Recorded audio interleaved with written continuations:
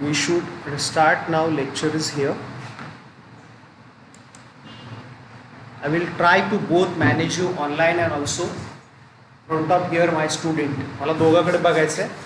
असं होणार नाही की मी फक्त तुमच्याकडे लक्ष देईन किंवा त्यांच्याकडे असं होणार नाही. I am taken a care of that both of them. Clear? So नेहमीसारखं म्हणतो तसंच माझं नाव उग्रचंद्र सर आहे, कारण की यूट्यूबला आपलं लेक्चर असणार आहे, त्याच्यामुळं हे रेकॉर्डिंग पण सायमल्टेनियसली सुरू आहे. Clear? So today we going on to the next topic, that is a chapter number 10, international trade. What is knowledge of your international trade? काय नॉलेज आहे तुमचं इंटरनॅशनल ट्रेड बद्दल? काय सांगाल? कशाला म्हणायचं? Trade is what? Yes, Ishu is replying. इथंच replying. Buying and selling of goods. Very good. बरं, ऑनलाईनला कोणी बोलतंय? काय माहिती आहे? कशा म्हणायचं ट्रेड? मागचा का झोपला काय तू? Good morning. उब्रे sir is here. Very good, thank you. Economics या. हाँ नवाल, कांटा अभी 11 पे है, अभी सोने का टाइम तो बहुत दूर है, तो सो भी नहीं सकते और मटेरियल लोड भी कर नहीं सकते क्योंकि रेसेस में खाने ही नहीं दिया. राइट? Very good. हाँ इकडे. येस, सलूमिया is replying on online buying and selling of goods in services. Okay yeah, there is invisible goods. Clear? की ट्रेड म्हणलं की फक्त काही गुड्स देतात असं नाही. आता समजा एखादा फॉरेनचा पर्सन इंडियामध्ये याच्यासाठी आला, कशासाठी? ट्रीटमेंट घेण्यासाठी. बरोबर आहे का? समजा त्यांना मुंबईमध्ये काहीतरी 300 का 400 किलो फक्त वजनाची एक लेडी आली होती मुंबईमध्ये. Only 400 something kgs not more. Right? So she is taken treatment in Mumbai. Right? Whether I am wrong, please correct me. Your doctor is all of you there. Right?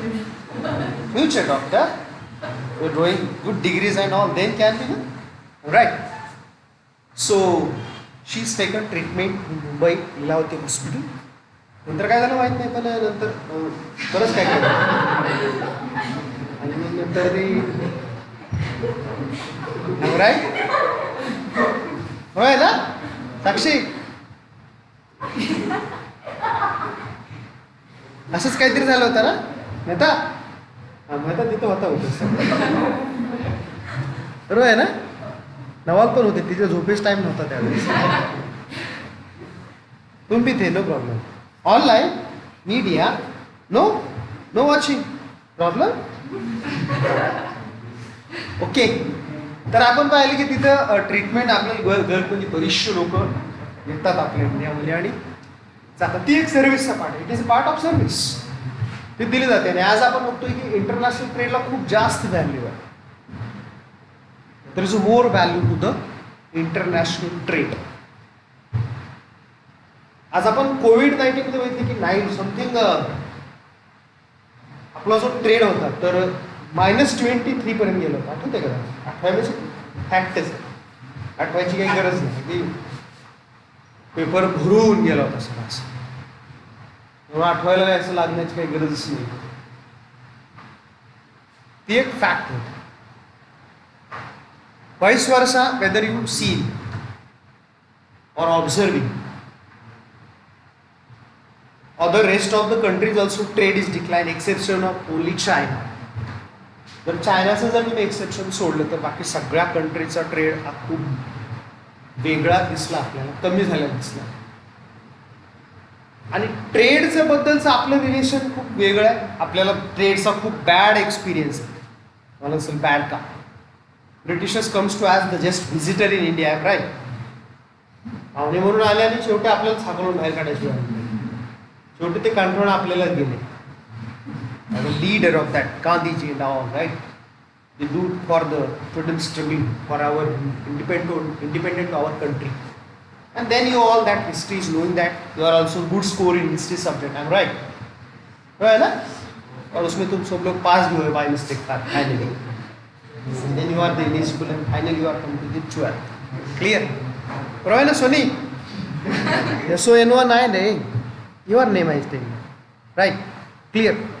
तर थोडंसं आपल्याला याच टॉपिकबद्दल आपल्याला बघायचं की हा इंटरनॅशनल ट्रेड काय. खूप मोठा टॉपिक नाही आहे याच्यामध्ये, ॲक्च्युअल खरं सांगू द्या हा KGचा टॉपिक आहे याच्या इंटरनॅशनल ट्रेडचा. TY BComला ॲक्च्युअल टॉपिक आहे. TY BComला बाय मिस्टेक मी शिकवतो, थोडंसं बाय मिस्टेक मला पण माहिती आहे. तर त्याच्यातली फक्त KG आपण इथं बघणार. ट्रेड म्हणजे काय, कशाला ट्रेड म्हणतात, एक्सपोर्ट इम्पोर्ट काय, त्याचे फीचर्स काय, that all we are trying to understand, to discuss to here in this today's topic, in today's lecture. Clear?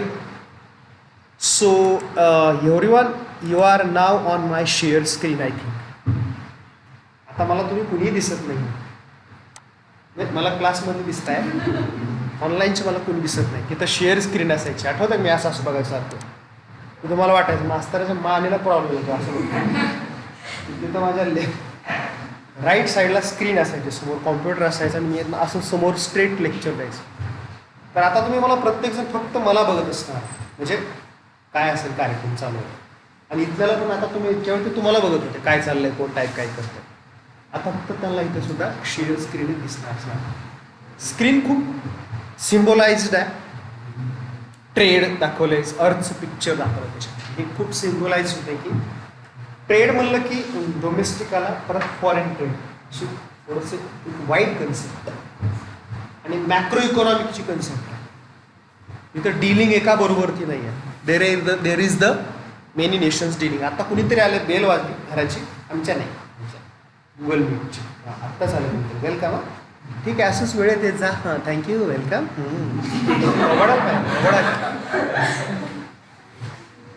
बघूया, तुम्हाला नाही ते बघत असते म्हणजे मास्तर वर्गात गेलं तरी सोडत नाही बघलं, मला कसं काय करताना जाते. So see here, this is the period of before 1947 pattern, India's foreign trade. This is a colonial India, ज्याला आपण म्हणूया तेव्हा. क्लिअर? ऑनलाईनला जे आहेत त्यांनी असं म्हणायला नाही, स्वरात इकडं का बघताय, वर्गात स्क्रीन इकडं आहे ना, आणि इथं माझ्यासमोर काही कार्टून बसलेले समोर, त्यांच्यासाठी मला इकडं आहे. तुम्ही बघताना तुमच्या मोबाईल काय असेल त्याच्यात तिथंच बघा, तिथं असं इकडे बघू बसू. Clear? It is for my students who are the present in my lecture. Clear? So yes, before independence is picture is very different and after independence is also picture is very different.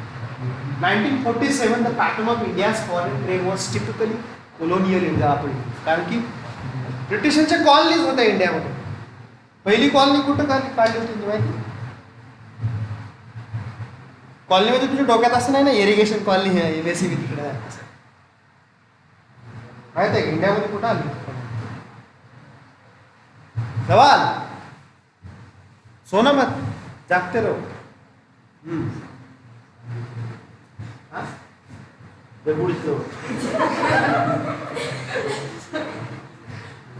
कब डालू?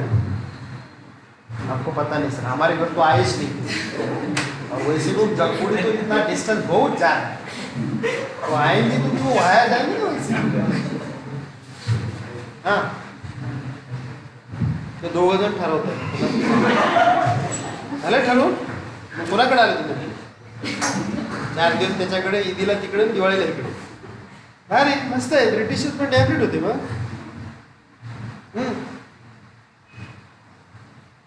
तुम्ही typing केलं तुम्हाला दिसणार नाही आहे, आता बोलावं लागेल फक्त. आता टायपिंग करून उपयोग नाही, आता मी ती स्क्रीन एकच आहे ना. हां हां, गौरी सांगता येत असेल ते सांग, माईक पूर्ण सांगावं लागेल. बोला, कुठं आलं ते पहिल्यांदा माहिती आहे थोडंसं?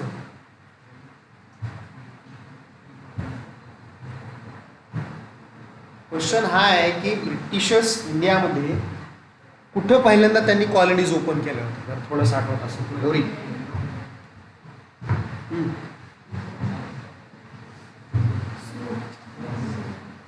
खेडमध्ये आले होते. सुरत महाराजांनी लुटला होता, तगडाक तगडाक शिवाय राईट, बरोबर आहे ना? महाराजांनी सुरतीची लूट केली होती. हिस्ट्री चांगलं आहे ते शिवाजी महाराज. पानिपतला आले होते वॉटर बॉटल घेऊन. पानिपत सृष्टीमध्ये पानिपतलं वॉटर बॉटल नाही सर, टँकरच घेऊन आले. वॉटर बॉटलनं काय होणार तिथे, आधीच तर पाण्याचा दुष्काळ तिथे.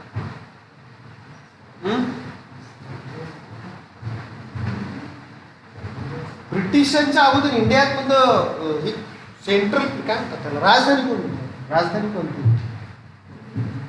ब्रिटिश गव्हर्नमेंटच्या अगोदर? हा ऑनलाईनची लाईट गेली. तुमची आधीच सांगतो, पॅनिक व्हायचं नाही, हॉटस्पॉट मिळेल तोपर्यंत, जसा मिळेल तसा शांतपणे घ्यायचं. क्लिअर? तुम्ही आता ऑनलाईनच राहा, पर्याय नाही तुम्हाला, तो ऑटोमॅटिक कनेक्ट होईल, तेवढे सुविधा आहेत. Clear? So no one can be panic. माझा तुम्हाला आवाज अजिबात येत नाही, चांगली गोष्ट आहे, मी बडबडत राहतो मग. बोला. पण कॉलोनियल इंडियामधलं बोलवत होतो. कुठे आले होते ते, कुठे?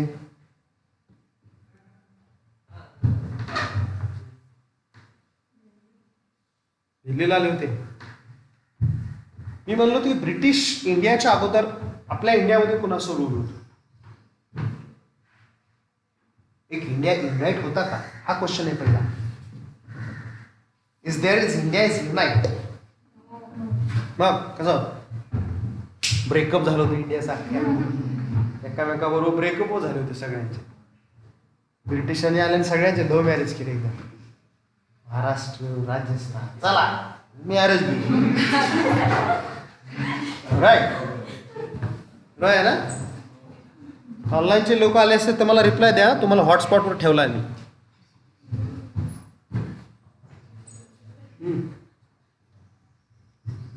बोला बोला, बोललं पाहिजे आपण, आवडेल टॉपिक.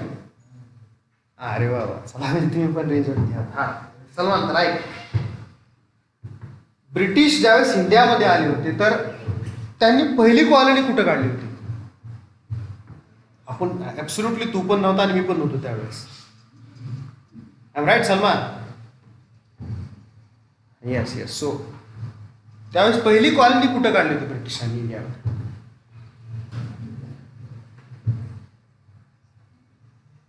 इंडिया मी पण नाही गेलो. साऊथ आफ्रिकात म्हणला असेल तर घेतो, आणि आपल्या दोघांचाही संबंध नाही तिथे. नाही, आपल्या आजोबा ते कुठं चालेल शिफ्ट केला होता. Right.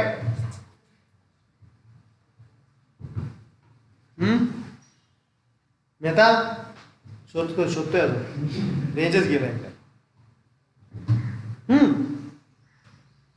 Panic no, drink water and sit relax.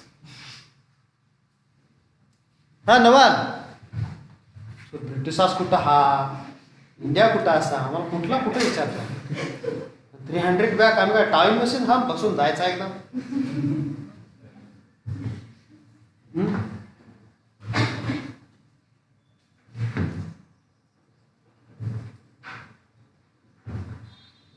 British इंडियामधली जे रूल होतं, एकतर इंडिया युनाइट नव्हतं. बंगालचा नवाब जो होता सिराजुद्दीन दौला, नाव जर चुकत असेल करेक्ट मी, सिराजुद्दीन दौला नावाचा, राईट. तर ब्रिटिश अंडरच्या पिरियड तिथली ती राजधानी स्ट्रॉंग होती, कलकत्ता. माहिती आहे का थोडंसं तरी? कलकत्ता राजधानी हे तर होती, माहिती आहे. So they enter is them. तिकडनं त्यांनी पहिली एंट्री घेतली. त्यांनी फोडला आधी एका दोघात, ते मोठा लावून दिला. दोघांचे मॅटर होतं, एक मॅटरचे 2 मॅटर घ्या म्हणते. They are enter. ती हिस्ट्री खूप मोठी आहे, clear. And they are the taken. ते स्वतः रूलवरती नाही आले, एकाला त्यांनी सपोर्ट केला. त्यांनी डायरेक्ट हुशार होते. त्याला माहित होतं की आपण जर कार्यक्रम करायचा ठरवलं तर आपला कार्यक्रम जास्त टाइम चालणार नाही. At the moment that is very less numbers. त्यावेळेस ते खूप संख्येनं कमी होते. त्यांनी पहिली कॉलनी तिथनं सुरू केली, वेस्ट बेंगॉलपासून. आणि नंतर तुम्हाला म्हणते ते औरंगजेब आले, परत त्यांनी ती राजधानी दिल्लीला घेऊन गेली, राईट. ती पुढची मोठी हिस्ट्री. पण इंडियामधली त्यांची एंट्री कोलकात्यापासून सुरू झाली. तर वेस्ट बेंगॉल, बंगालचा जो नवाब होता सिराजुद्दीन दौला नावाचा, नावात थोडंसं, पण सिराजुद्दीन कॉमन असतं. दौला होता का कोण होता, काय दौलत, तो जरा कन्फ्युजन आहे मला थोडंसं. तिथनं ब्रिटिशांनी एंट्री घेतली होती. There are the taken entry in Indian plateau only. तिथली आणि नंतर मग आणि ती एंट्री ज्यावेळेस त्यांनी इथं घेतली वेन दे टेकन एंट्री. तुम्ही एंट्री इकडे करायची बोलला रिमोट गायब आहे असू दे. Clear. So at the moment ज्यावेळेस त्यांनी तिथे एंट्री घेतली होती तिथपासनं मग त्यांनी इथलं समजून घेतलं सगळं सिस्टम. त्याला आपण system where are the many rajas maharajas in India. Clear.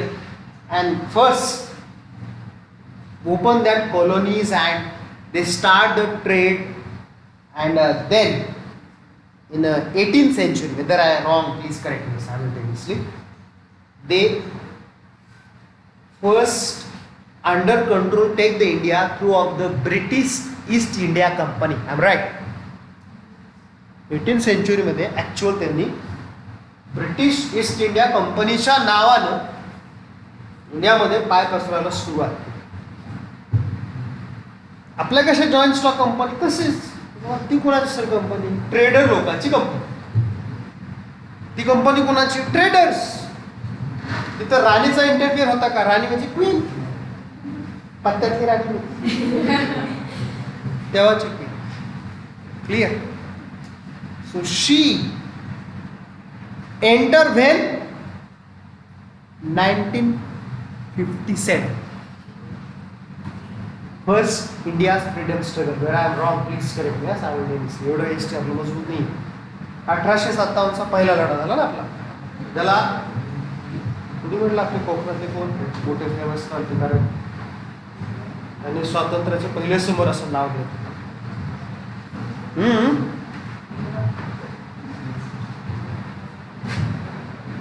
काय नाव त्यांचं. अरे हे आपले स्वातंत्र्य सावरकर दिस फर्स्ट फ्रीडम स्ट्रगल. आणि मग त्यावेळेस त्या राणीच्या पण लक्षात आलं की नाही हा कार्यक्रम जरा डेंजर आहे. आता कंपनीच्या नावाने इंडिया चालणार नाही. कंपनी तिथनं कॅन्सल झाली. ब्रिटिश ईस्ट इंडिया तिथनं कॅन्सल झालं आणि ॲक्च्युअल राणीचा रूल आपल्यावर सुरू झाला. क्लिअर. तोपर्यंत ईस्ट इंडिया कंपनीलाच इंडियाला हँडल केलं. एवढ्या वर्षामध्ये त्यांनी बराच कार्यक्रम केला. त्यांनी रेल्वे आणली. युनायटेड किंगडम पासून इंडियापर्यंत नेटवर्क आणलं. महत्वाचं आपल्याला एक्सचेंज पासून आपल्या इंटरनेट येत नाही. म्हणून त्या काळामध्ये युनायटेड किंगडम टू इंडियापर्यंत नेटवर्क लाईन टाकलेलं अजून आहे का. अजून ते पोल्स आहेत. मी नाही मध्ये कुठे बघायचं तर ते डिस्कवरीला दाखवतात की कुठेही एशियामध्ये कुठेही काय कॉन्फ्लिक्ट झालं तर त्या राणीला फोन असायचा. हॅलो गव्हर्नर बोलतोय मॅडम प्रॉब्लेम झाला काय करू. चला रेमटून काढा फोडून काढा त्यांना दन फटाफट. क्लिअर. त्या जबरदस्त कम्युनिकेशन त्यावेळेस नेटवर्क. हो हे नेटवर्क आपल्या शिवाजी महाराज असतं काय केलं असतं त्यांनी. आलो चलवून टाकायला जागे काय केलं असतं त्या माणसानं अर्थवरतीच सगळा कार्यक्रम केला असं त्यांनी. म्हणजे नेटवर्क नसताना त्यांनी तेवढं केलं नसताना. आणि ब्रिटिश सम्राटांनी नेटवर्क डेव्हलप केलं. म्हणून खरं कोणत्याही नेशनवरती रूल करण्यासाठी नेटवर्क मजबूत पाहिजे. ब्रिटिश लोकांना आज मजबूत पाहिजे. ब्रिटिश इंडियाच्या काळामध्ये पोस्ट सर्व्हिसेस विलेजपर्यंत होत्या.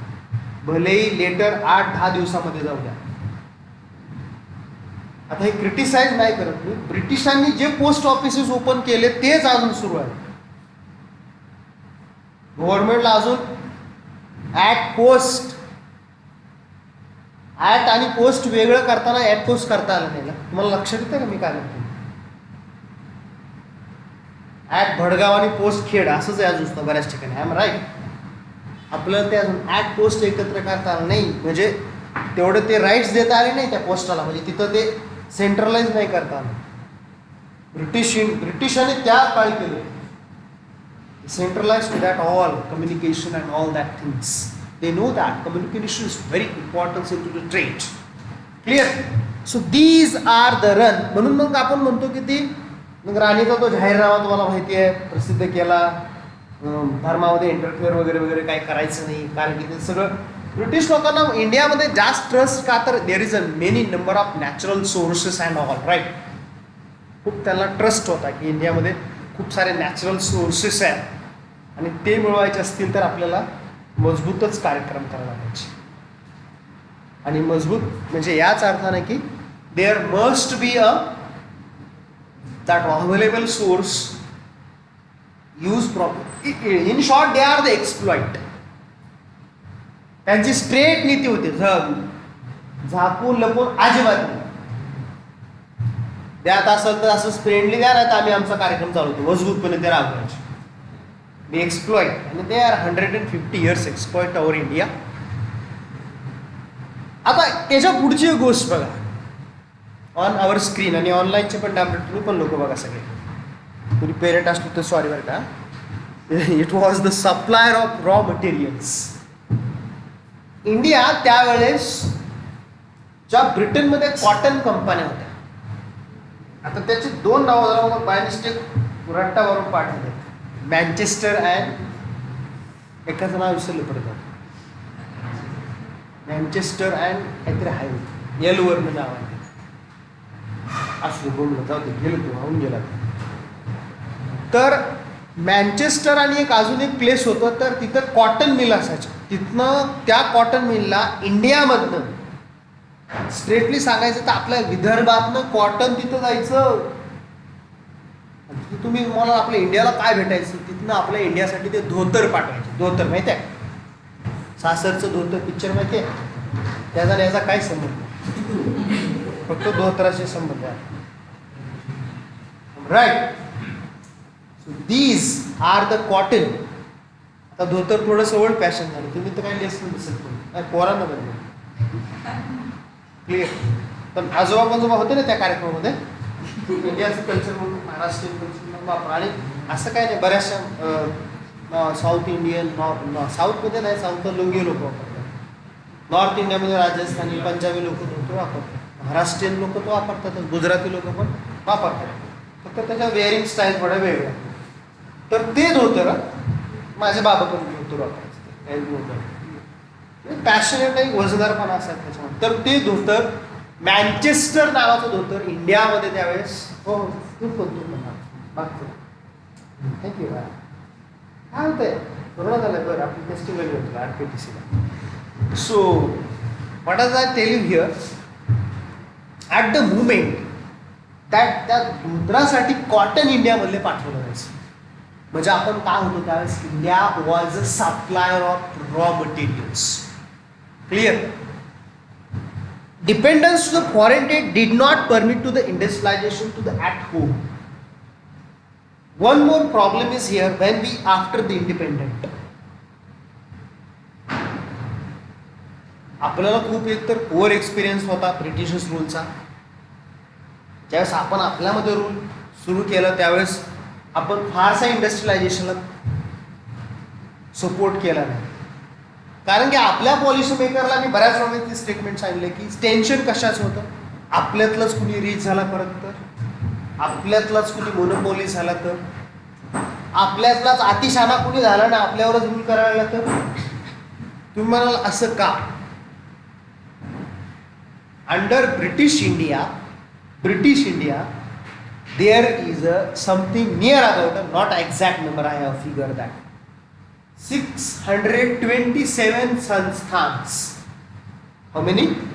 627 संस्थांस. इंडियामध्ये जवळपास 627 राजे महाराज होते, त्यांचे छोटे छोटे संस्था होते. एवढ्यांचा मर्ज करून इंडिया तयार झाला, विसरू नका कधी हे. एवढ्या सगळ्यांना आपण मर्ज केलं तेव्हा एक इंडिया तयार झाला. आणि मला सांगा याच्यातला एखादा मला माझी इंडस्ट्री काढतो, तसं होऊ शकतं ना? It can be possible. साऊथचे टिपू सुलतान, म्हैसूरचा राजा हे खूप श्रीमंत लोक होते. हैदराबादचा तो नवाब आहे, खूप रिच लोक होते हे.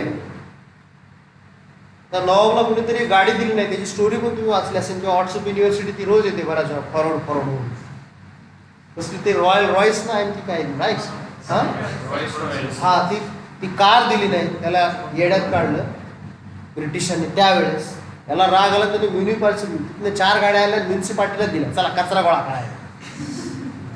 आणि त्याची न्यूज लंडन पोस्ट या न्यूजपेपरनं हायलाईट केली, Royals lights collecting garbage in Hyderabad. त्यावेळेस तो राजा किती रिच असेल बघा. रॉयल रॉयल्सचा मालक इंडियामध्ये आला, त्यानं पाया पडला, बाबा हे आमच्या कंपनीचं प्रेस्टीज लय डाऊन झालं. लोक म्हणतात हे गाडी कशाला घ्यायला पाहिजे, गाडी कचरा कलेक्शनला आहे, ते गाडी कचरा कलेक्ट करते, तिथे काय प्रेस्टीज घेऊन बसला तुम्ही. तो राग होता त्यांनी, ती गाडी त्यावेळेस कारची डिलिव्हरी दिल्याच नाही त्यांनी. तर मला कन्क्लुजन काय सांगायचं इथं, अशा लोकांना जर परमिट दिलं असतं इंडस्ट्रीचं, त्यांनी इंडस्ट्री पळवली असती. बरोबर आहे सोनी साहेब, SON वा अरे क्लिअर. असं होतं कधी वय झालं सेम कमी मेट्रिक कमी metric clear. So what is happen there, that can be the possibility, anybody can be take lead. कदाचित कुणीतरी लीड घेतली असती आणि आपल्यातलाच कुणी रीच झालं असता, कदाचित आपल्यावरतीच भूल करू शकला असता. याचं खरं मेन रिझन आहे. ज्यावेळेस तुम्ही वाचा, म्हणजे काही मी अंडरस्टँडिंग नाही सांगत, त्यावेळेस 4-5 तुम्ही रोज 10-12 बुक्स वाचाल, रिसर्चमध्ये आले तुम्हाला हे तुमच्या समोर येईल की असं का केलं. आंबेडकरांनी खूप साऱ्या त्यांच्या बुक्समधनं हे सांगितलं की this is the problems that is the reason constitution maker purposefully not permitted to the industries and all. त्याच्यामुळं आपला एक प्रॉब्लेम काय राहिला, आपण सप्लायर्स राहिलो, फक्त ब्रिटिशांचेच का नाही, बऱ्याचशा युरोपियन कंट्रीच्या आपण सप्लायर म्हणूनच राहिलो. आणि त्याचं रिझन असं झालं की आपण एक अंडर डेव्हलप कंट्रीज राहिलो आणि ब्रिटिश काय इंडियाला डेव्हलप करायला आलं नाही. आता एक सपोर्टर क्लास काय म्हणतो, British comes to the India for develop to India. And why? Because they providing to the rail networks, communication, roads, bridges, dams. असा एक सपोर्टरचा वर्ग आहे आणि हे लॉंग टाइम डिबेट चालेल आणि हे चालत राहणार. तुमची जनरेशन जेव्हा तुमची रिसर्चमध्ये तुम्ही पण या, त्यावेळेस तुम्ही पण डिबेट कराल की रिसर्च ब्रिटिश आले चांगले होते का, वाईट होते का, किंवा त्यांनी काही सोशल डेव्हलपमेंट्स केल्या का. हे त्याला दोन्ही विंग्स आहे. 100% फुटेज तुम्हाला आन्सर मिळणार नाही. पण इकॉनॉमिकल जर तुम्ही पाहिला तर आपण इकॉनॉमिकल एवढे काय स्ट्रॉंग आणि ते खूप देणार नव्हतं ना. They just want to the exploit to India. त्यांचं पर्पजच होतं की इंडियाला एक्सप्लॉइटच करत राहणं. One more importance to here that independence that post world war that second that is 1939 to 1945 right, that oriented as in investment. Clear. ज्यावेळेस first world वॉरपासून जग सावरलं नव्हतं आणि त्यातनं आपण बाहेर पडतोय तर नाही, तर लगेच ॲडॉल्फ हिटलर आणि त्याचा ब्रदर नाही फ्रेंड म्हणून इटलीचा कोणतो शहाणा माणूस पता आहे कोई, इडली नो डोसा के साथ खाते हो. Very good. इटलीचा कोणतो त्याचा फ्रेंड ॲडॉल्फ हिटलर जर्मनी आणि इटलीचा मुसोलिनी. या दोघांमुळे असा कार्यक्रम मजबूत झाला की हे नेशन जग सगळं 2 विचारामध्ये डिवाइड झालं, कॅपिटलिस्ट अँड सोशलिस्ट. राईट. आणि मग वॉर झालं, मोठं वर्ल्ड वॉर झालं. 4 ते 5 वर्ष वॉर झालं. आधीच ग्रेट डिप्रेशन पासून इकॉनॉमी डाऊन झाल्या होत्या. आता आपण म्हणतो ना कोविड-19, तशी इकॉनॉमी डाऊन झाल्या होत्या 1929ला. आणि बरोबर 10 वर्षांना 1939ला वर्ल्ड वॉर सुरू झालं, सेकंड. जग डिवाइड झालं आणि मग काय कार्यक्रम सुरू झाले, प्रत्येक दाखवायला एखादा झाला. बघा आमच्याकडे असं हे रणगाडे काय दाखवत बसले 4 वर्ष एखाद्याला. ते काय दाखवत बस नाही, ते काय शोरूम नव्हतं दाखवतं, हे आणि बघा कार्यक्रमच करून टाकतो, हे बघ क्लिअर. राईट. अशा म्हणते इकॉनॉमी सफर गेल्या सगळ्या, त्यातनं कुठं इकॉनॉमी सफर होत नाही. So this is the end of the foreign trade. त्यावेळेस नंतर मग युनो आलं बरोबर, युनायटेड नेशन्स ऑफ ऑर्गनायझेशन्स. जगाला त्यांनी सांगितलं शांत राहा, आपला कार्यक्रम चांगला आहे आणि आपण अजून लढत राहिलो तर आपल्याकडे लढायला काही नाही आहे, त्यामुळे गप बस आपला. सगळ्यांना कोण चुकलं नाही, आपण शांत राहण्याच बरे नाही, ते आपल्याला राहिलेच काय शिल्लक आहे. आणि त्याचा एंड मात्र बाहेर झाला, हिरोशिमा आणि नागासाकी हॉरिबल नाही म्हणताय ना, तो काय हॉलिवूड चित्रपटासारखा नाही येतो, डेंजर आहे तो. ते मानवतेसाठीच खूप डेंजर, भयानक. म्हणजे तिथनं भयान जी शांतता जगामध्ये गेली ती हिरोशिमा आणि नागासाकी, अनबिलिव्हेबल. नंतर ज्यांनी बॉम्ब टाकले त्याच्यावर त्यांनी स्वतःला पण सुसाईड केलं वगैरे वगैरे, नंतरचं स्टोरी आहे. पण ते करून गेले डापरेट, त्याचं काय.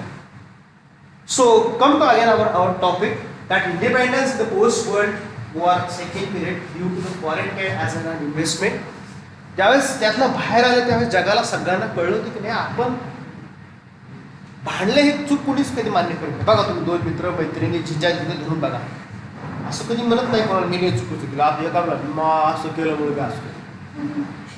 आपण आपल्या नंतर जस्टिफिकेशन करत नसतो, पण ॲक्च्युअल डॅमेज तर दोघांचं पण झालं असतं. म्हणजे एक स्ट्रॅटेजी असते की, आणि फॅक्ट ही पण असते की एकामेकावर सगळे लोक डिपेंड असतात. These we cannot be deny. आपण तर कधीच डिनाय करू शकत नाही. This is the one of the fact. Clear. So after second world war they are the economics come to out of that. त्याच्यातनं मग सगळ्या कंट्रीजला कळलं की नाही, आपण हे वॉर तर झालेलंच आहे, पण आपण एकावरती खूप डिपेंड आहे, आणि याच्यातनं पुढे येण्यासाठी आपल्याला आहे काय नाही काय याचा विचार करून ट्रेडनं सुरुवात करायला हवी. नंतर युनायटेड नेशन्स ऑफ ऑर्गनायझेशन हे सगळं काय काय आलं. Clear. So this is our introduction of this topic. Clear. Are you understand all of you? Yes. ऑनलाईनवाले सुद्धा. Yes yes yes. तुम्ही नाही तर मला आम्हाला सोडून दिला नाही, वर्गात त्यालाच पकडून बसले फक्त.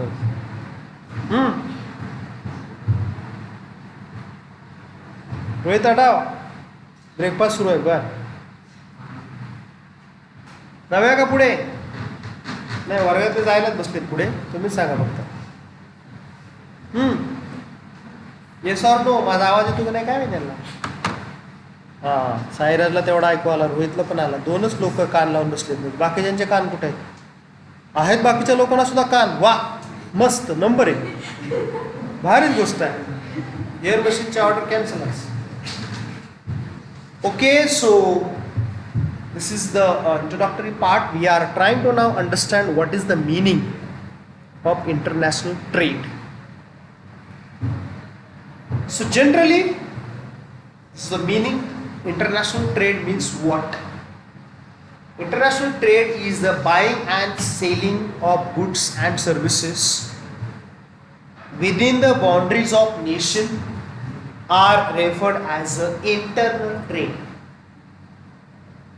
त्यावेळेस आपण ग्लोबल ट्रेड म्हणतो, बरोबर आहे, ती एक वेगळी कन्सेप्ट. पण ज्यावेळेस आपण असं बोलूया की internal trade means what. So internal trade is very simple. Internal trade means what? Where buying and selling of goods and services within boundaries of nation are referred as internal trade. आज आपल्या नेशनमध्ये जवळपास 29 का 28 किती येतात? 28 states and, बरोबर, 28 states. 1 is minus now and 7+2 union territories. बरोबर आहे ना. जम्मू काश्मीर जे स्टेट होतं 29, ते आता मायनस झालं, ते 28 झालं. आणि 7 युनियन टेरिटरीजचं जम्मू आणि लडाख, तर 9 युनियन टेरिटरीज. तर या सगळ्यामध्ये ट्रेड चालतो, बरोबर आहे. लॉकडाऊनच्या वेळेस आपल्या सगळ्यांच्या लक्षात आलं की आपण खूप डिपेंड आहोत एकामेकावरती. पण ते एकच रिजन नाही, सगळेच रिजन्स. मग ते केरळ असेल, महाराष्ट्र असेल, गुजरात असेल, any place of our, any state of our nation, of any territories of our nation, they very closely depend on each other. आपण खूप एकावरती खूप सारे डिपेंड आहोत. असावा का नसावा तो वेगळा विषय. This is not a topic of study or that is very importance or not. This is also another different study, but is a part of here is what. Here is a buying and selling of goods and services that boundaries of nation is referred as a internal trade. की आपल्या देशामध्ये यावर trade करतो goods. महाराष्ट्रामधनं काय असेल किंवा कोकणामधले mango आहे, आपण दुसऱ्या स्टेटला म्हणजे आपल्या पुण्याला पाठवतो किंवा गुजरातला पाठवतो किंवा खाली कर्नाटक किंवा पुढे तिकडं हरियाणा असेल तिकडं पाठवतो किंवा पंजाबवरनं व्हीट आपण इकडं इम्पोर्ट करतो किंवा केरळवरनं राईस आपण इकडे घेतो. सो हे आपल्यात चालतच राहतं सगळं. किंवा आता आपल्यातली आता जे नीट हे झाले तरी बरीचशी मुलं दुसऱ्या स्टेटला मेडिकल इंजिनिअरिंग कॉलेजला आले सर्व्हिसेस तर ते तिकडं कॉलेजला लागलेत म्हणजे ते काय service sector. They taken education from that states. त्या स्टेटमधनं ते एज्युकेशन घेऊन आपल्या स्टेटमध्ये येणार. Clear. So it is both services किंवा बऱ्याच वेळा आपण पण ट्रीटमेंट घ्यायला जातो दुसऱ्या स्टेटमध्ये बजेटमध्ये आहे असेल. क्लिअर. आता काही लोक आपल्या आता कोकणात बऱ्याच वेळ विचारतो म्हणतात आम्ही हार्टच्या ट्रीटमेंटसाठी मद्रासला जातो. चांगलं हॉस्पिटल आहे तिथे मद्रासला. So it is can happen. किंवा बरीचशी लोक इंडियातली मुंबईला ट्रीटमेंटसाठी येतात हॉस्पिटलला वेगवेगळ्या स्टेटचे. Clear. So these are the goods and as well as services. किंवा महाराष्ट्रामध्ये नंबर ऑफ स्टेट मधली मुलं एज्युकेशन घेण्यासाठी येतात. Mumbai, Pune, right are the places for taken education. आणि हा फ्लो आता वाढत चालला आहे महाराष्ट्रातल्या इतर युनिव्हर्सिटीमध्ये. कोल्हापूर असेल, औरंगाबाद असेल, इकडे सुद्धा हल्ली तो येण्याचा फ्लो वाढलेला आहे. यालाच आपण काय म्हणतो, this is also called domestic trade or also called home trade. तो आपल्यातलंच केला जातो. म्हणून आत्ताच मी सांगितले हे काही परत मी रिपीट करत नाही कशाला काय म्हणायचं ते. Types of foreign trade. Now see here there is a different types of foreign trade. It is very simple to understand. First is import trade. Import trade means any goods of the residential country import from foreign countries. Clear? कि समजा India import UK कडनं करतोय, gulf मधनं करतोय. Am right. UK असेल, gulf असेल, USA असेल, Japan, Germany या नेशनकडनं गुड्स इम्पोर्ट करणं. This is called import trade. When goods, not only goods, there is also invisible things means services also. आणि ट्रेड म्हणलं की असं काही डोक्यात ठेवू नका ऑलवेज तिथं फक्त सर्व्हिसेस येतील, ओनली गुड्स येतील असं नाही, सर्व्हिसेस पण येतील. So these comes to also foreign trades. When our country export to the same countries, आपल्या देशामधनं ज्यावेळेस आपण दुसऱ्या देशाबरोबर गुड्स एक्सपोर्ट करतो, मी आता जसं सांगितलं तसंच गुड्स आपण एक्सपोर्ट करतो. Clear. We are the that same goods we export to the another countries. Clear. जर हे असं केलं होत जात असेल किंवा करण्यात येत असेल तर दिस इज कॉल्ड एक्सपोर्ट ट्रेड. आता आपण ऑलरेडी याच्यामध्ये पाहिले, जर तो फॉर्म्युला बघितला असेल तुम्ही, आठवतंय का जरा ऑनलाईनच्या लोकल दिसेल का नाही माहित नाही. आठवतोय GNPचा फॉर्म्युला आहे GNP C plus I plus G plus X minus M. I'm right. ऑनलाईनच्या लोकांना दिसते का नाही मला शिवाय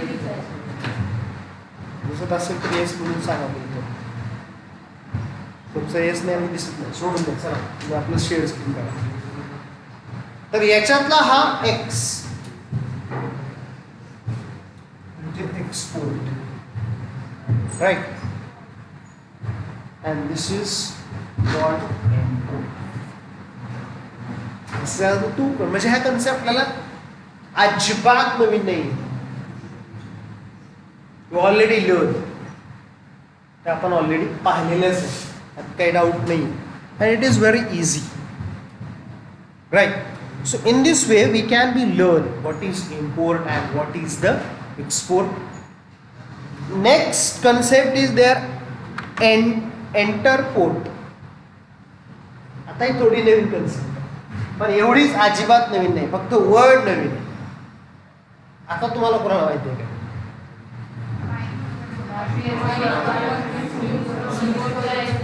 एका वेळी असं खेळ मार्केटमध्ये आल्यासारखं वाटलं ते. मच्छी लिहिलो, कांदे लिहिलो, बटाटे लिहिलो.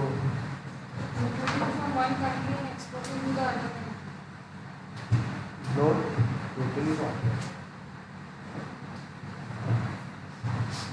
Yes. Eta, same answer. No, again, pardon. Pardon. Will you repeat, Ray? Buying goods from one factory and selling same goods for other. Nawal is right. Sit down, please. You are the HR.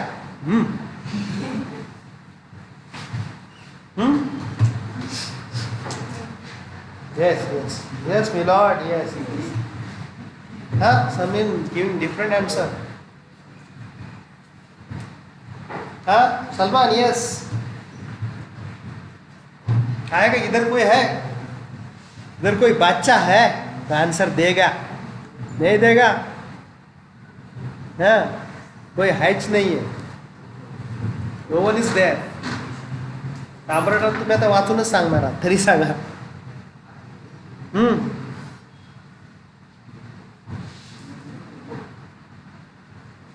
Yes, anybody can share me answer, please.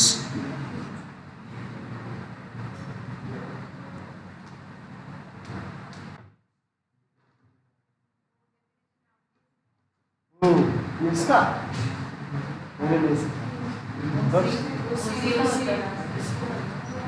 थोडं correction आहे त्याच्यात.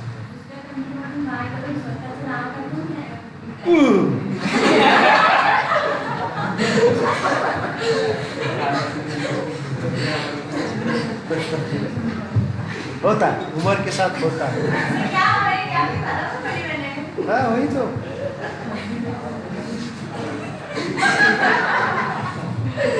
Perfect answer है तो ऐसा. Yes milord, वही है, वही right है. केस लड़ाने की जरूरत है ही नहीं. You are telling is all is right, but there is a little correction. They buy from another country, but raw materials. You are telling is what? So buying from here and selling here. They buying both, but this one is one and this one, and they collect here, assemble them. Here, they import from here or both separately. This one, and also color in them. Made in India. You understand? Clear? This is enter put. Raw material घ्यायचं, त्याच्यावरती process करायची. In short is what they are process. Direct घेऊन असं, मग तुम्हाला मला यांना द्यायचं तर ते डायरेक्ट यांना देतील ना, माझ्या लक्षात यायला पाहिजे. आज चायना काय करताय? तिन्ही करताय, पण हे जास्त.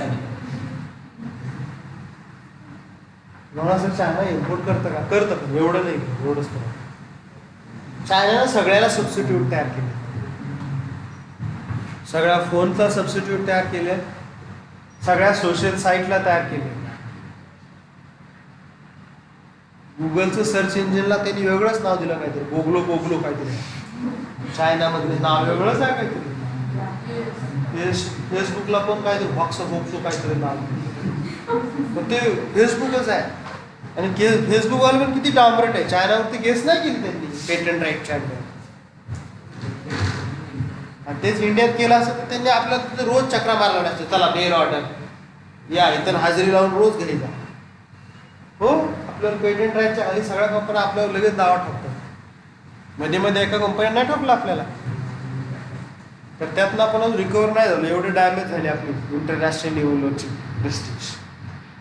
तर असू दे. तर हे इंटरपोर्ट करणाऱ्या कंट्रीज कोणत्या आहेत मी तुम्हाला जस्ट सांगितले. चायना आहे त्याच्यामध्ये सगळ्यात लीडवरती, जपान.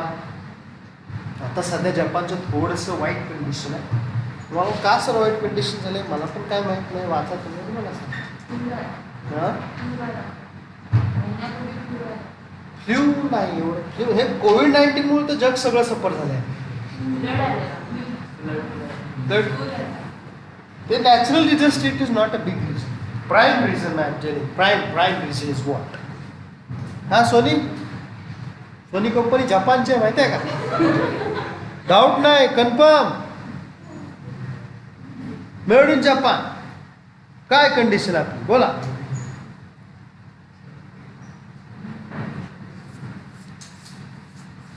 जपानमध्ये एकतर स्मॉल फॅमिलीज खूप आहे. हम दो हमारा एक तना आपल्याला पण हम दो हमारे 25 असं नाही आहे तिथे. फॅमिली प्लॅनिंग आपल्याला त्याच्या आधी कळलं. आणि मागच्या वर्षात तर काय वर्षात तर ती स्लोगन चेंज झाली, हम दोन हम दोच म्हणजे कार्यक्रम नाही. अंडरस्टँड. हा it's fact. Open culture system आहे त्याचं. आता प्रॅक्टिकली बोलायला हरकत नाही. तुम्ही पण डाबरटानं ऐका ऑनलाईन. तर लिव्ह इन रिलेशन प्रकार तिथे जास्त आहे. आपला टॉपिकवर बोलतो आता ॲडव्हर्टाईजकडे चाललं. टॉपिक आहात ना कळलं पाहिजे. इकॉनॉमीचं सोशल तेवढं सायन्स आहे. Social science right. तर जापनीज कंट्री ही कशी युरोपियन कंट्रीमध्ये येणारी कंट्री मॉडर्न कल्चर. तर तिथं लिव्ह इन रिलेशन हा प्रकार खूप जास्त आहे. तर लिव्ह इन रिलेशन तुम्हाला माहिती आहे आता हल्ली इंडियामध्ये पण हा प्रकार वाढला दिसतो की 2 मेल फिमेल एकत्र राहतात पण चाइल्ड बेबीज काय होऊ देत नाहीत. आणि ह्यात एक कल्चर आहे. वाईट चांगला स्टडी तुम्ही करत बसा त्याच्यावर तुम्ही रिसर्च करा. राहणारे लोक राहतात सिम्पल आहे. तर ती कंट्री तशामध्ये आहे. म्हणजे एक तर एजेड लोक वाढलेले आहेत. जपानला प्रॉब्लेम काय आज आहे मग यंग जनरेशन कमी आहे आणि एजेड लोक जास्त आहे. आणि मागच्या वर्षी तुम्हाला बायोमेस्टिक लेक्चर जर आठवत असेल तर वरती तुम्ही नव्हतात पण जे 10वीला मुलं होती त्यांना माहिती असेल ते लेक्चर वरती ठेवलं होतं आपण हॉलला की जपानला तुम्ही शिकण्यासाठी या फ्री ऑफ कॉस्ट. त्यांच्या 1-2 तुम्ही एक्झाम क्रॅक करायच्या तिथे तुम्ही सगळं आर्टिकलशिप सगळं करायचं. तिथेच तुम्हाला ते जॉब पण देतात. त्यांची आवडली तर पोरगी पण करावं. हां ॲग्रीमेंट तसं कंपल्शन नाही तसं. का तर जपानमध्ये आता यंग वर्क फोर्स मिळतच नाही येतात. तर मग हे डबल काम होईल ना. चॅरिटी पण होते इकडनं. आता 12वी नंतरची किती यंग जनरेशनची मुलं वापरायला भेटतात ना त्यांना त्यांच्या मेडिकल फील्डमध्ये. तर ही मुलं काय करतात मग एकीकडे एज्युकेशन घेतात पार्ट टाइम जॉब पण करतात. कंपल्सरीच आहे. तुम्ही मला सांगा रॉयल फॅमिली जा दे आपल्याकडे व्हॅल्यू नाही. रॉयल फॅमिलीच्या लोकांना तिथं जॉब नाही. तुम्ही तिथे कंपल्सरी जॉबच करायचा तरच तुम्हाला त्यांच्या लिंक केलं. असं त्यांनी मस्त टायप केलं. एकतर तिथं यंग जनरेशन अवेलेबल नाही आणि या प्रॉब्लेममधून कंट्री ती फेस करतो. मग तुम्हाला सांगितलं just that country suffering that problems. But still Japan अजून सुद्धा एंटरपोर्ट करतं बऱ्यापैकी. खूप सारे रॉ मटेरियल डिमांड करतं. आपण सुद्धा एंटरपोर्ट नाही करत. आपण सप्लायर येतात. आज सुद्धा आपण बऱ्याचशा फॉरेनच्या कंपनीला फॉरेनच्या जोडा आपण चायनाला सप्लाय करतो. यार वाईट होतं. चायनाला कितीतरी गुड्स रॉ मटेरियलमधून आपण देतो क्लिअर आणि ते आपलं असेंबल करतात. किंवा आपण बऱ्याचशा गुड्स युरोप कंट्रीजला रॉ मटेरियल पाठवतो आणि तेच आपल्याला पॅकेजिंग करून रिटर्न पाठवतो. आता थोडंसं skill India make in India बरंच काय काय आपल्या साहेबांनी केलं. त्यामुळे थोडंसं स्टार्टअप इंडिया झालं आणि या सगळ्यावरती कोरोनाने एकदम असा झाडूच मारला होऊ दे. Clear. So these are the 3 concept is there. Clear. Are you understand all of you? Yes please. Online offline reply. Rishi भाई क्या बोल रहे हैं आप? Change in prime minister low birth rate bar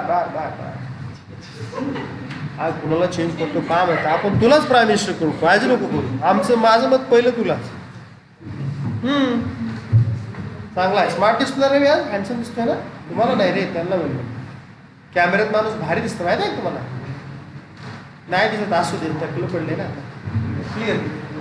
so मी काय सांगतो तुम्हाला होय, छान दिसते.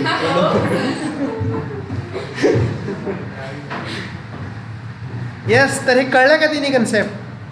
Yes, everyone reply please. कान मशीन. हा. Reply fast. जाग्यात सगळे, व्हेरी गुड. नवासारखं कोणी झोपलेलं नाही, व्हेरी गुड. किती आनंदाचा दिवस आहे, सगळे जागे आहेत. वा, किती आनंद. वा, परत एकदा.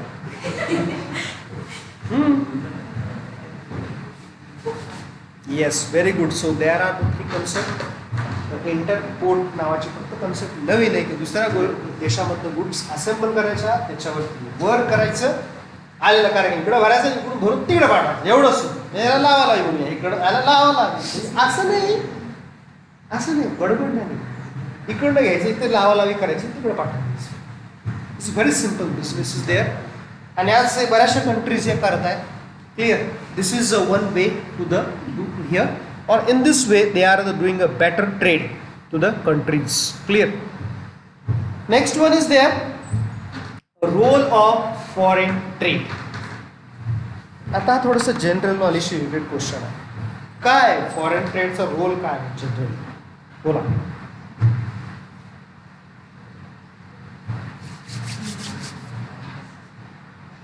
काय सांगा?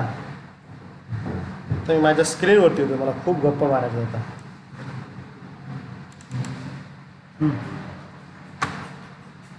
प्लीज इकडे पण मला कमीच आहे की. हां, yes please. To earn foreign currency. To earn foreign currency. Very good. मेहताने आन्सर दिला बघा. तुम्ही सगळ्यांना आहे का फॉरेन करन्सी म्हणतो ते अर्न करायची? हां, नाही दोघं तिघत नाही, एकटं द्यायचं आन्सर. Yes please.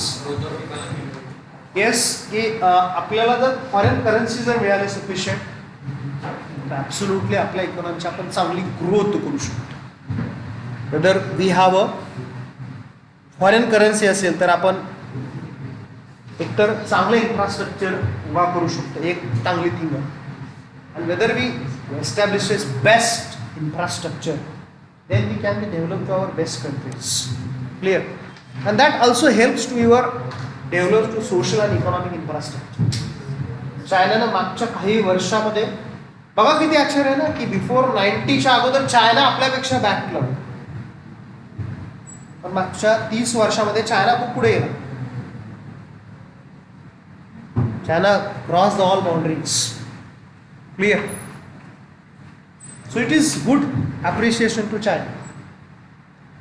म्हणजे आपल्यासाठी नाही, सगळ्यांना. क्लिअर? होय होय.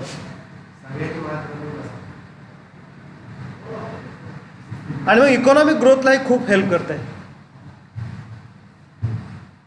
ऑनलाईन वाल्यांना नाही रे, तुम्ही घरात आहात ना राहू.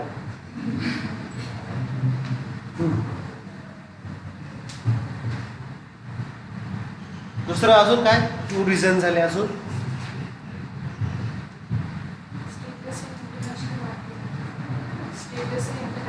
स्टेटस. येस, तुमच्या करन्सीचे ॲप्रिशिएशन बघा याच्यावरती खूप महत्वाचं आहे. की समजा वर्ल्ड ट्रेड आहे, जगातल्या सगळ्या कंट्रीज, तुमचा ह्या मार्केटचा शेअर कसा आहे, how use the share of that world trade, त्याच्यावरनं तुमचं स्टेटस आहे. आपलं पर्सेंटेज खूप कमी आहे. आता बोललो तुम्ही 0.81% त्या पाय चार्टमध्ये शोधावं लागेल ना, मॅग्निफाईंग ग्लास घेऊन असं. आणि तिथं चायनाचे 12% आहे. ह्याच्यात अपडेट झाला असेल कोविडमध्ये, आता अपडेट सगळ्यात होते त्याच्यात हे फिगर 100% चेंज झाले असतात. Surely that change the figure. आज वर्ल्ड मार्केटमध्ये ज्याचा शेअर जास्त, ज्या पाय चार्टमध्ये त्याचा हा शेअर जास्त, that country is super power. असं आपण म्हणू शकत नाही असं. मला मग सर हे जर सुपर पॉवर झालं तर मग US काय? US पुढे खूप सारे क्वेश्चन येत आहेत, बघतोय आपण एकेकाळी असणारे सुपर पॉवर पुढे खूप सारे प्रॉब्लेम्स आहेत. डोनाल्ड ट्रम्प, जो बायडेन याच्यामध्ये इकॉनॉमी सफर होते. त्यांचं कॅम्पेन, त्यांचं पॉलिटिक्स खूप इश्यू गाजलेत रिसेंटली. किंवा ट्रम्प सारखा माणूस खूप वेगळा हटके, आता एक मोठा माणूस आहे, आपण काय बोलू नये त्याच्यावर, सनकी माणूस आहे, प्रेसिडेंट ऑफ US असला तरी. त्याच्या ॲडमिनिस्ट्रेशन खूप सारे क्वेश्चन्स आणि बऱ्याचशा ॲग्रीमेंटमधनं US बाहेर पडलं आहे. राईट, क्लिअर, बाहेर पडलेला आहे सगळ्या ॲग्रीमेंट. आणि मग नंतर जो बायडेन आले. म्हणजे अजून तरी वर्ल्ड मार्केटमध्ये सुपर पॉवर म्हणून US ची ओळख आहे. पण कोविडमध्ये चायनाला विसरून चालणार अजिबात. Never forget that. China is overtaking world trade shares. चायनाचा वर्ल्ड शेअर सगळ्यात जास्त. It is cannot be deny. आणि ते आपल्याला अजिबात डिनाय करता येणार नाही. It's fact. क्लिअर. अजून काय सांगा? तुम्ही सगळं सांगितलं तर काही राहणारच नाही. हां बोला बोला बोला.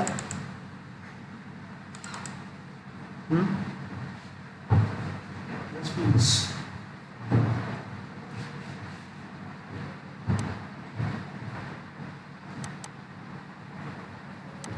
वर थोडाच रोल आहे, लिमिटेड. चला बघूया आपण मग आता वन बाय वन. बऱ्यापैकी पॉईंट आपण ऑलरेडी कव्हर केलेले आहेत, ते आता रिपीट करत नाही. की तुम्ही डील ज्यावेळेस करता वन कंट्रीचे अनदर बरोबर, मग त्या गुड्स असतील किंवा सर्व्हिसेस असतील. There is a goods or can be the services. You earn foreign currencies. आणि फॉरेन करन्सी तुम्हाला मिळवायची असेल तर तुम्हाला एक्सपोर्टच करावं लागतो. तुम्हाला जर आपली करन्सी द्यायची त्यांची घ्यायची असं नसतं. तशी घेतात असं पण नाही, घेत नाही असं नाही, घेतात. पण कॉमन एक्सेप्टेबल करन्सी घेतात, ज्याला डॉलर म्हणतात. तुम्हाला डॉलरच का? डॉलर कंटिन्युअसली मार्केटमध्ये स्टेबल आहे. US सारखी कंट्री करू शकते कोणतं की डॉलर प्रिंट करून दुसऱ्याला देऊ शकते, दुसरी करन्सी घेऊ शकते. पण ते सुद्धा नुसते प्रिंट करून चालणार नाही, त्याला पण एक्सपोर्टच करावं लागेल. कंटिन्यू नाही करता येणार. तुम्हाला असेल मग USA काय करते? US सुद्धा इम्पोर्ट करते, इम्पोर्ट सॉरी एंटरपोर्ट करते USA प्रेझेंट. आणि USचं वर्ल्ड मार्केट खूप मोठं आहे. म्हणजे कंट्री 20 किती ते स्टेट्स आहे सगळ्याचे मिळून जरी असतं तरी वर्ल्ड वाईड त्यांचं शेअर खूप जास्त आहे. आणि आत्तापासून जेव्हापासून सुपर पॉवर झाले तेव्हापासून आहेच. Foreign trade is most important that recently we can focus on that FDI, foreign direct investment. आज वर्ल्ड कंट्रीज मध्ये कॉम्पिटिशन आहे कशासाठी? To attract the foreign investment. Competition की दुसऱ्या देशामधली इन्व्हेस्टमेंट आपल्यामध्ये का आणण्यासाठी जास्तीत जास्त. They are the doing more competitions to carry the other nations investment to our home countries. आणि आपल्या देशामध्ये तर आपल्या स्टेटमध्ये सुद्धा कॉम्पिटिशन माहिती. व्हायब्रंट गुजरात ऐकलाय का प्रोग्राम? हा काय असतंय व्हायब्रंट गुजरात? आपण वेगवेगळे मेळावे भरतो आणि आपलं कसं भरतो स्नेहगंध माहिती आहे, गॅदरिंग असतं. तसं गुजरातला एक गॅदरिंग भरवतात. कुणाचं असतं ते? इन्व्हेस्टर लोकांचं. आणि तिथं इन्व्हाइट करतात सगळ्या इंडस्ट्रीजला, डोमेस्टिक फॉरेनच्या. आणि तिथं सांगतात की तुम्ही म्हणजे असं सांगतात की आमच्यामध्ये इथे हे एवढे एवढे अवेलेबिलिटी सोर्सेस आहेत, तुम्ही कोणते कोणते प्रोजेक्ट तुम्ही इंटरेस्टेड आहात इन्व्हेस्टमेंट करायला. एक प्लॅटफॉर्म द्यायचं काम करतात. आता त्याची कॉपी बऱ्याच स्टेटने केली. महाराष्ट्र आणि गुजरात काही वर्षामध्ये टॉपची कॉम्पिटिशन सुरू झाली. 2 वर्ष आजपर्यंत महाराष्ट्राला कोणी कॉम्पिटेटर नव्हता. नाही तर foreign direct investment Maharashtra have no any close competitor. कोणी कॉम्पिटिटर नव्हतं. पण मागच्या काही वर्षापासून महाराष्ट्राला कॉम्पिटिटर आता गुजरात कॉम्पिटिटर मिळालेला आहे. आणि फक्त आता हे आपलं हे झालं डोमेस्टिकचं. आता बऱ्याचशा कंट्रीज काय करतात? Investment to foreign investment comes to our state or our nations, they attracted to the foreign investor. की दुसऱ्या देशातले आपल्या देशामध्ये इन्व्हेस्टर्स यावेत म्हणून खूप साऱ्या कंट्रीज ट्राय करतात. आणि त्याचं पर्पज तेच असतं की आपली इन्व्हेस्टमेंट जास्तीत जास्त वाढावी. Clear? So this is the way to invest to our state और इन्व्हेस्ट टू आवर इंडिया. और in this way they are the very good level success. खूप चांगल्या पद्धतीनं ते इन्व्हेस्टमेंट करतायत आणि it is give the platform of the foreign trade. Division of labour and specialisation. तर थोडासा विचार करण्यासारखं आहे फॉरेन ट्रेड. आज जे आता हे बघा ट्रेड होत केलं जातं, मला सांगा मागच्या काही वर्षापासून आता लोक शांत होऊन आहे सगळ्याच. रिसेंट फ्यू इयर्स इंडियानं कशामध्ये जास्त ग्रीप घेतले foreign trade.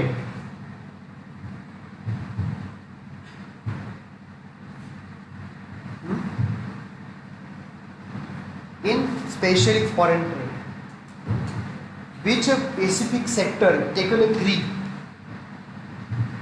in last few years? Huh? Education, okay. बरं. नाही, आपण ट्रेडमध्ये त्याचा जास्त इन्व्हॉल्वमेंट. एज्युकेशनचे आहे काय वेगळं? Agriculture, industrial products. की आपला GNP मध्ये त्याचं कॉन्ट्रीब्युशन त्या सेक्टरचं वाढत चाललंय कंटिन्युअसली.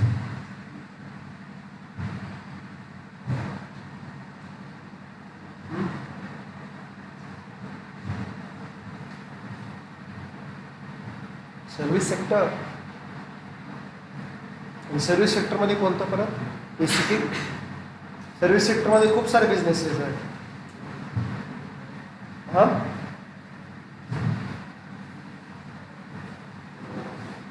which sector specifically?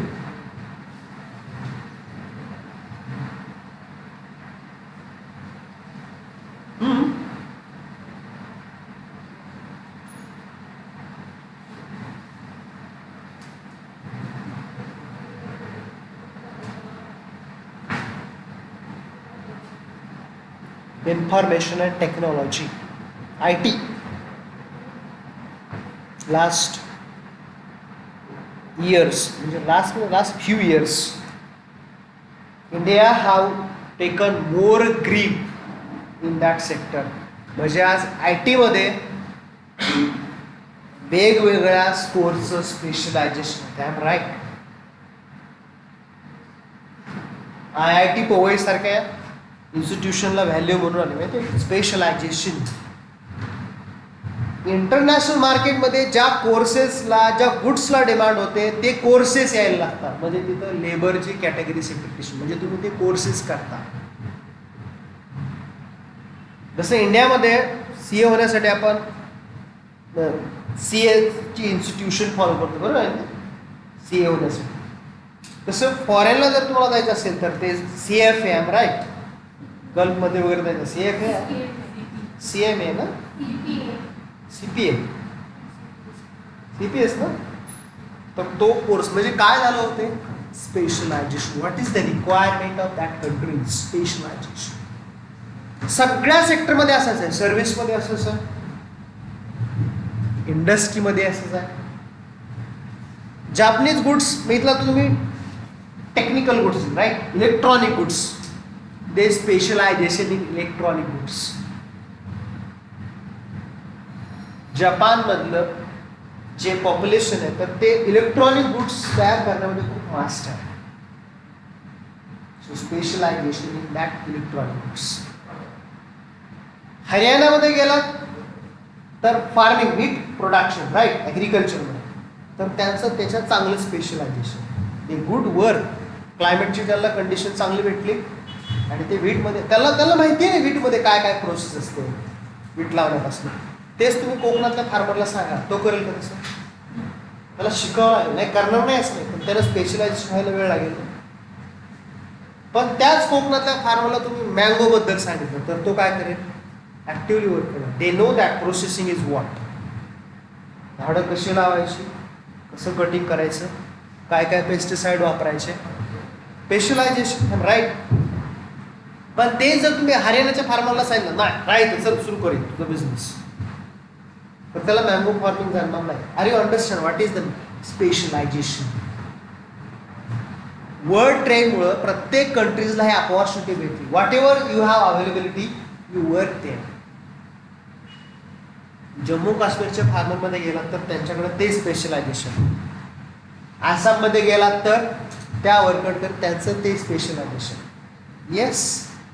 केरळमध्ये गेलात तर राईस प्रोडक्शनचं त्या लेबरचं स्पेशलायझेशन, कोकणामध्ये आलात तर कोकणातल्या मँगोच्या प्रोडक्शनचं त्यांना knowledge. Specialisation means what, that specific skill development. I've taken that all examples is only agriculture, and just already I give the example electronic goods Japan, and now that overtake by China. This is चायनानं त्या सगळ्यांना overtake केलं, ते काय no doubt is there. चायनानं खूप त्याच्यामध्ये grip घेतली, त्यात काही आहेच, it is fact, we cannot be deny. आपण ते डिनाय करूच शकत नाही, हे आहेच, क्लिअर.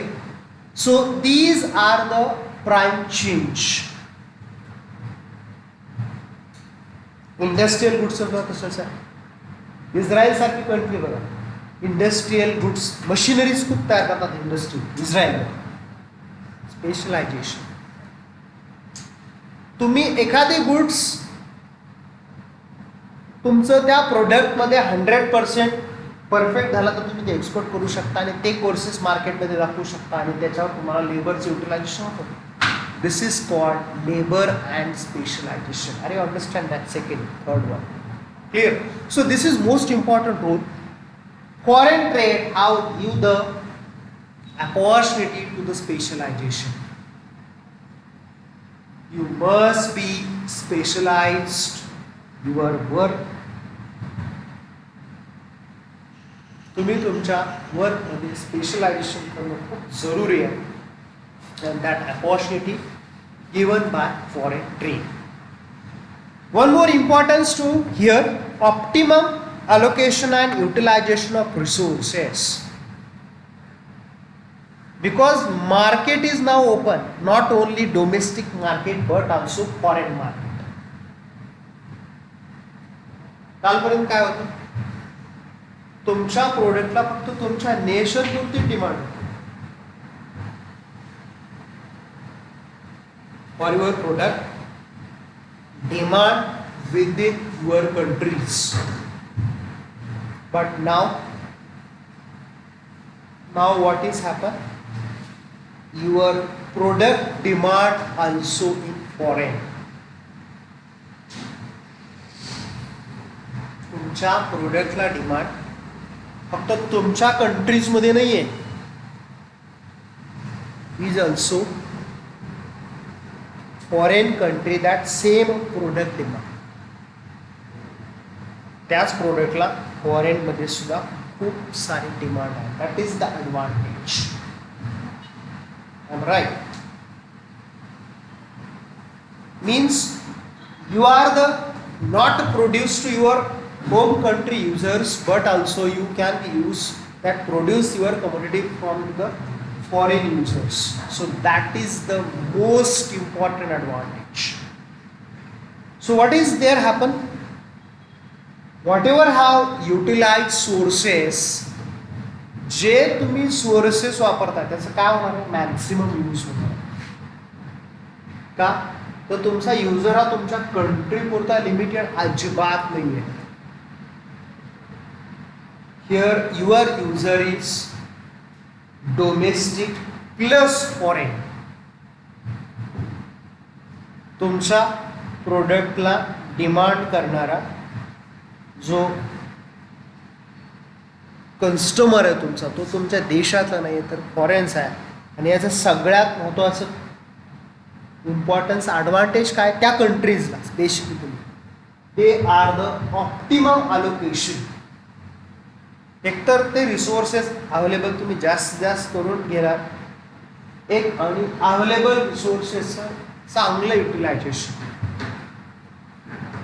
आणि मग ते that four resources most important that land labour organiser or can be the capital हे प्राईम फोर रिसोर्सेस आहे तुमच्या प्रोडक्टला मार्केटमध्ये डिमांड आहे not only domestic but also in foreign market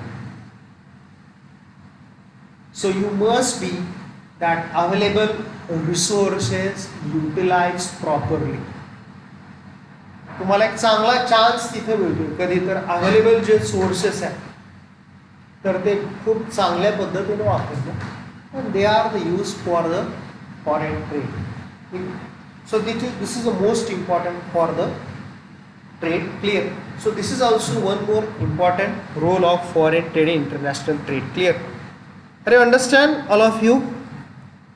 खूप सारे टॉपिक आहे आपण नंतर मला वाटतं कंटिन्यू करूया समजलं का रे सगळ्यांना ऑनलाईन ऑफलाईन येस आहेत का तिकडे ऑनलाईन येस प्लीज रिप्लाय मी हॅलो ओके तर आपण इथंच थांबूया मग yes have a nice day bye see you